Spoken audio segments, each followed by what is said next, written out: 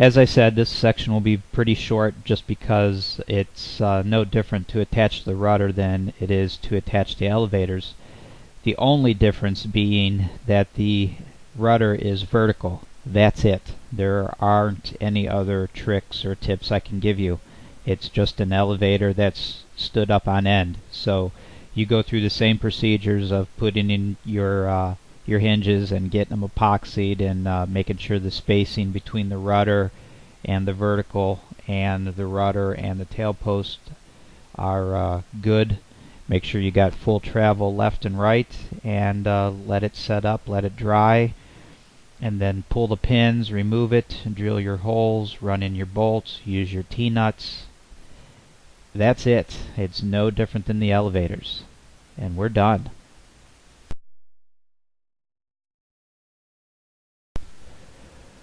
Most people that build these type of aircrafts, they use the cables wrapped around a thimble, with the thimble being fed through the metal fitting. That's pretty standard practice, and it's a very good practice. However, I chose to use the swage-on type of fittings for my cables. Not only for the tail brace cables, but I'm using the swage-on fittings for all the cables on my airplane. So this section of this video and any videos to come that will have any kind of cable manufacturing involved with them, they will all be the swage-on type fittings. So just a little heads up. I'm sorry if you were looking forward to some instruction on making cables with the thimbles, but I am not going to be doing that, so I can't instruct you on it. However, obviously these swage-on type of fittings, if you choose to use them, are excellent. I think they look really nice, and they're nice and clean. The only two drawbacks that I can think of to go this route as opposed with the standard thimble type route are obviously cost. The fittings are more expensive, and of course the access to the machine needed to do the swaging. I'm fortunate enough to have access to a machine, so it's a non-event for me, but they are ungodly expensive, and I'm sure most of us aren't going to go out and buy one just to swage a few cables for the Pietenpol. So just a heads up, and we'll get on to the cables.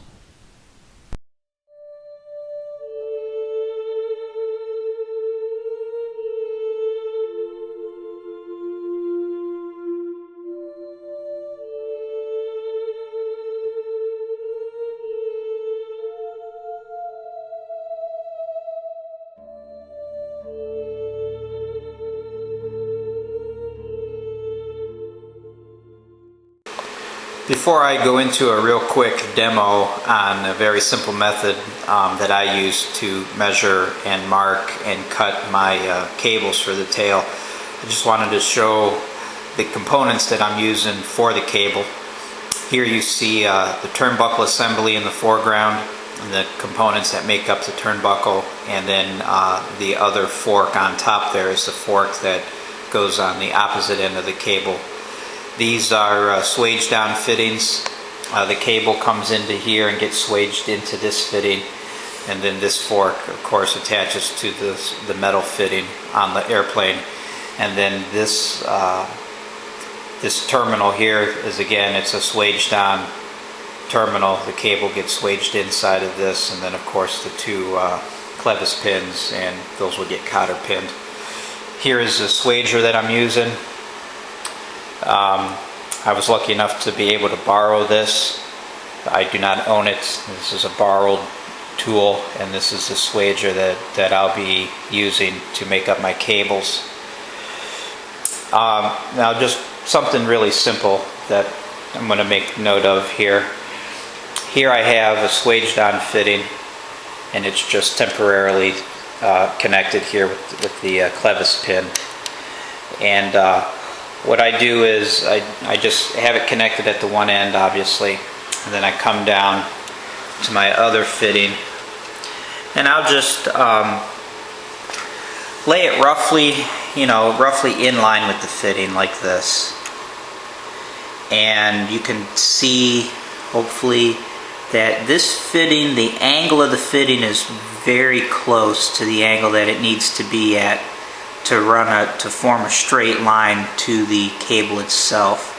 I have to tweak it maybe just a little bit. I'll try to get this in focus. But it is very close. You can see it needs to be tweaked just a little bit to get the angle exactly right, but it's very close. And then if I hold this here on this fitting and I go up and I check the angle here, this is also very, very close. It's hard to get a good shot of it with the camera, but basically, as you probably already know, you want the angle of the fitting to be in a straight line with the cable itself, so there are no kinks or bends on the ends of the cable. So that's how I start with that. Now that I have the two fittings bent very close to the proper angle, I'm going to go ahead and cut this end of the cable so I can put my turnbuckle on. So stand by and let me get that ready.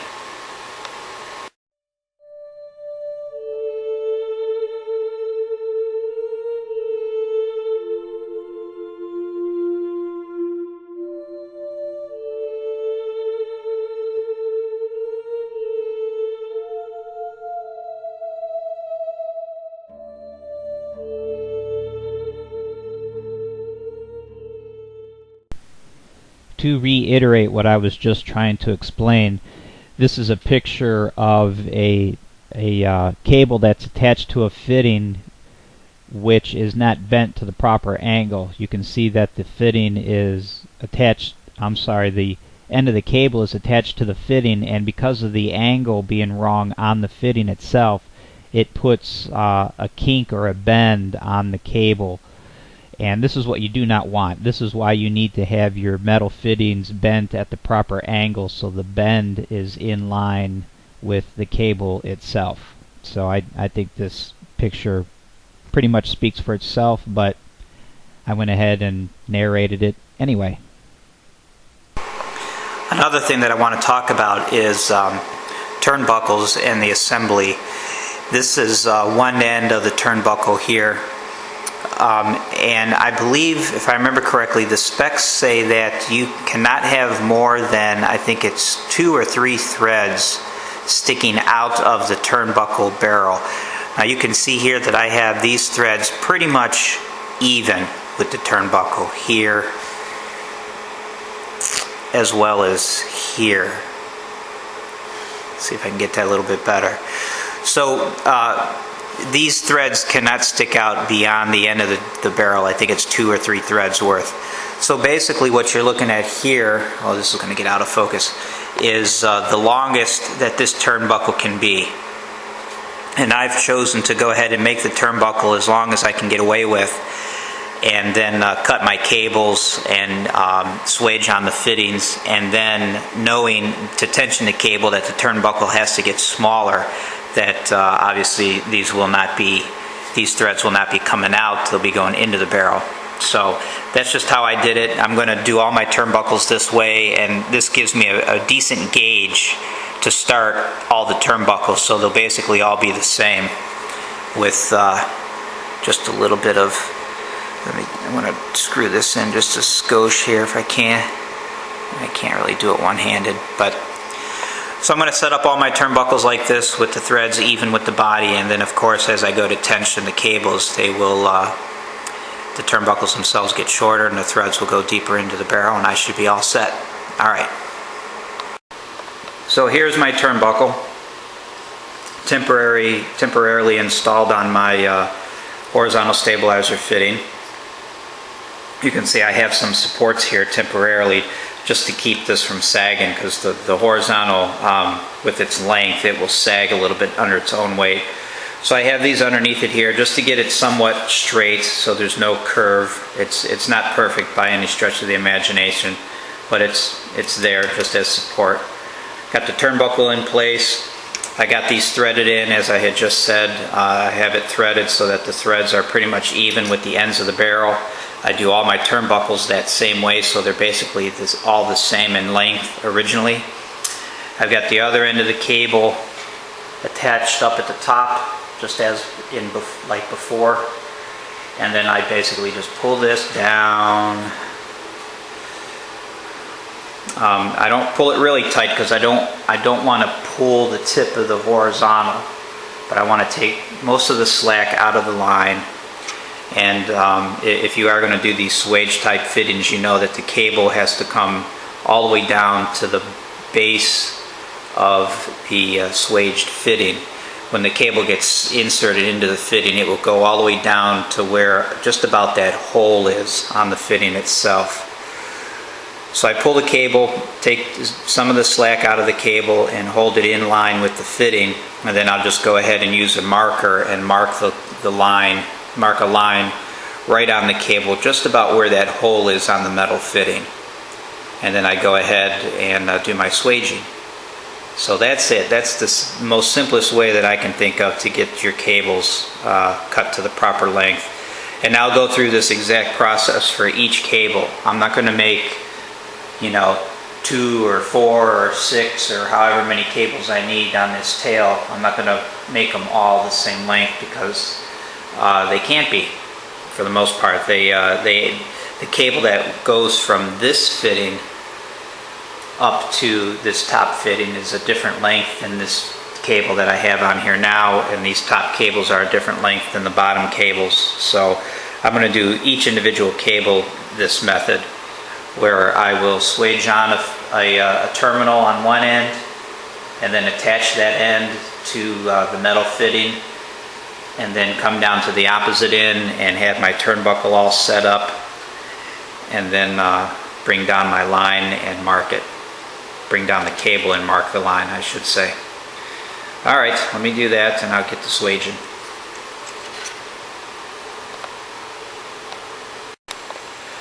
What I have here is a installed cable.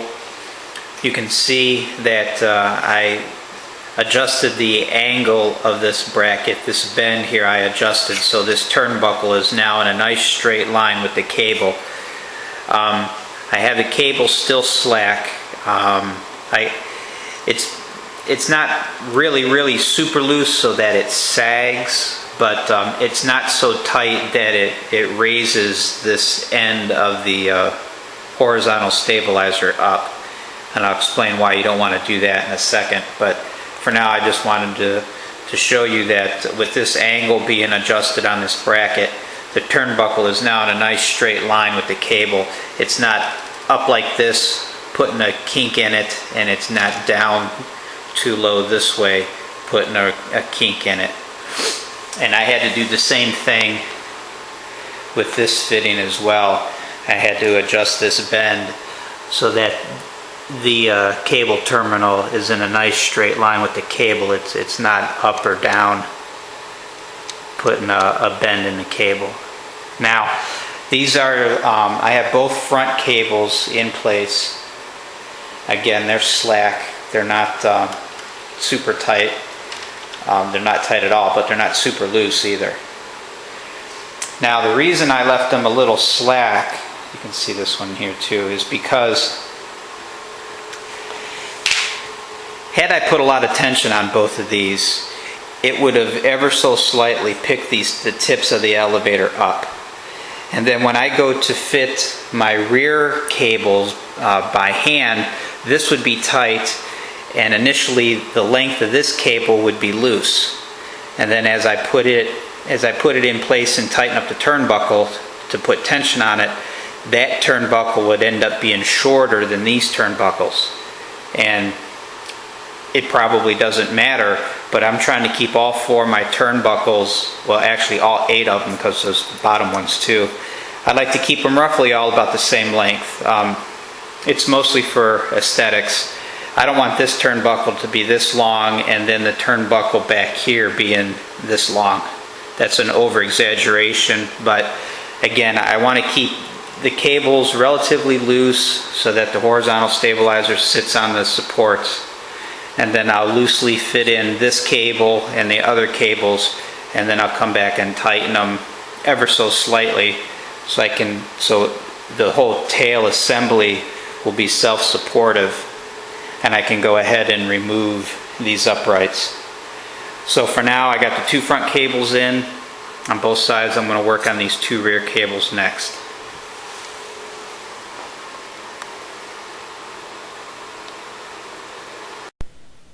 Here's a little tidbit that I noticed about all of my fork ends, that they seem to widen as they get out toward the tips, like you see in this picture. I'm not really sure why, but they seem to spread out as you go from the throat out toward the end where the hole is. I doubt if that's a big concern for most, but what I elected to do was to wrap a pair of pliers with a rag to keep from marring the fork, and just crimp it ever so slightly to close it up so that it's even from the throat out to the end where the clevis pin goes. Again, it's probably a non-event, but it's just something that I wanted to point out and bring to your attention. Alright. Here are my finished cables. These are installed and tightened a little bit. I took the time to check for the horizontal being level in relationship to the fuselage, and 90 degrees to the vertical, and I tightened up the cables a little bit, but not too much. I just wanted to tighten them enough to hold the horizontal stabilizer in place and to help hold the rudder in place without any additional supports. I had the wood supports under here initially to take up the weight, but now that I've got the cables in place, I don't need those. So obviously nothing is permanent because everything has to come back apart to put the fabric on. So this is still just temporary, as evident by the fact that there's no cotter pins on any of the clevises, and you can see that some of the bolts don't even have nuts on them, and the bolts that do have nuts, they're not the correct nuts. So just a temporary install just to get the cables made, and I'm going to leave it like it is for now, as I said, just because everything is nicely supported. I don't need any additional wood supports up underneath anything. I tend to knock them out anyway, walking past them and kicking them and everything, so the fact that I don't need them now is kind of nice. So there it is. I'm sure it goes without saying, but I'll say it here anyway, that all the cables for the tail are made the same. So I'm not going to go into how to make the rear cables or the cables that go underneath or whatnot. Just bear in mind that obviously the cable lengths will be slightly different depending on their location, and when you take the cables off of the aircraft, make sure you label them so you know which cable goes on which side, which cables go on the top, which cables go on the bottom, and which cables go forward and which cables go aft. But as far as making the cables themselves, they are all made the same way. So these couple of pictures that you've been looking at are just a couple of simple pictures with the control surfaces removed, so you can get a little bit better idea of what the cables themselves look like. And that's it. I really don't know what else to tell you at this point. It's just a couple of cable pictures. So this is the finished tail assembly. Now I also have some of my controls going in for the tail. You can ignore those. The control horns on the elevators and the horn on the rudder and the associated cables that are attached to those, for now you can just ignore. That's going to be covered in my controls DVD. But I wanted just to give a wrap up here of the tail assembly. You can see that the cables are temporarily in place. Now the attaching brackets are not tight. These are still loose, so they they move around a little bit, but they're just temporarily put in so I can get the horizontal stabilizers supported and the rudder supported, so that I can get the I wanted the cables on to support the horizontal and the vertical, so I can get the rudder and the elevators put on. So the cables are there for support, but they're not tight. But here it is, finished product. This is just a temporarily clamped in place piece of wood here to keep the rudder in line with the vertical stabilizer. I'll come over here to the other side. Here's an attachment at the top of the vertical. It comes down obviously to the attachments on the horizontal. And then of course the attachments underneath for the cables. And they attach to the bottom of the fuselage there. Let me come around the side here. So I know it's not very exciting. It probably looks really confusing because all of the background noise, meaning checkered floor and toolboxes and who knows what else, all the noise, so to speak, that's in the background makes some of this a little hard to look at, especially from a distance. So here's the bracket on the bottom, and you'll notice that wherever I have bolts going through, especially the longerons, anytime I have a bolt going through spruce, again, I always try to put some kind of plywood there, and that helps tie all the fibers together in the spruce, tie everything together really nice, and it gives the washer and the bolts something hard to rest against rather than the soft spruce. Again, this is all temporary. Obviously, when this is installed permanently, there'll be a nice sized wood washer under here. Okay, I think that's about it then for the tail assembly. Again, it's pretty straightforward stuff. You just have to take your time and check alignments and work it slowly.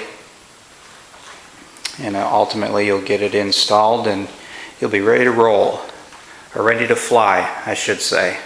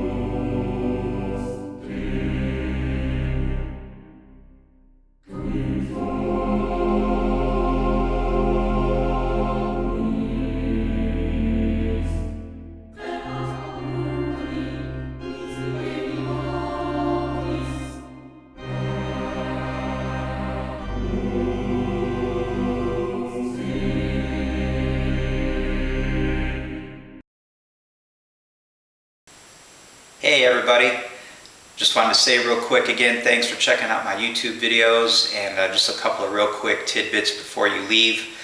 If you'd be so kind as to check out my GoFundMe page, the link is down in the description of these videos. For those of you who find it in your heart to donate for this new cause of mine, I've got another project going on. And there's some really cool things I'd like to do with this aircraft, and again, that's all explained in my GoFundMe. But if you find moved enough to go do that and donate, I've got this horizontal stabilizer skin, and donors will get their name put on this skin, and ultimately when this gets filled and the aircraft gets finished, this is going to be hung up on the wall of honor in my hangar, just a little bit of recognition for those donors who helped make the project a reality. Another thing too is, I'm sure you've noticed that even this video that I'm making right now is of the same or worse quality than the video that you just watched, and that's because, believe it or not, this camera is the exact same camera that I filmed the original hint videos with. So I just wanted to point that out. I'm not really sure why, but I know the video quality lacks, but hopefully the information within is worth something. And the other thing that I wanted to mention real quick is, again, these are little snippets from my hint video DVDs, so a lot of these individual clips just kind of come to an abrupt end. That's just the way it is when I'm trying to rip these DVDs apart and re-edit them into small little segments, and they just kind of end weird at times. But that's it. That's all I wanted to say. And again, thanks, and I hope you'll come back, check out my channel, and see if there are any new videos and updates. All right, I'll talk to you then. See you.